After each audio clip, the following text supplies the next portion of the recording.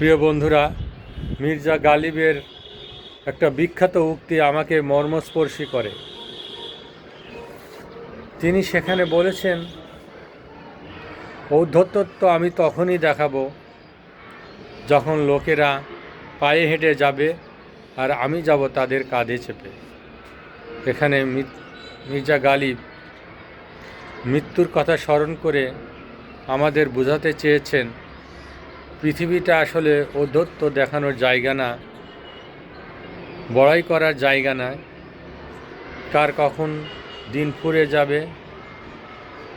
ফিরে যাওয়ার সময় হবে, তখন যারা আমার কাঙ্ক্ষিত অনাকাঙ্ক্ষিত শুভাকাঙ্ক্ষিত ব্যক্তি বা যারা কখনো আমার ভালোও চায়নি, তারাও আমার জন্য আফসোস করবে, আমার জন্য দোয়া করবে। আসলে ওই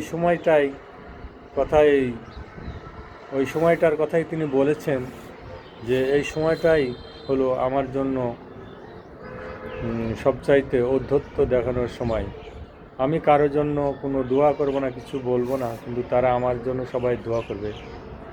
আসলে সেই সময় তো দোয়া করার মতো ক্ষমতা থাকবে না, কিছু বলার মতো ক্ষমতা থাকবে না, কিছু করার মতো ক্ষমতা থাকবে না।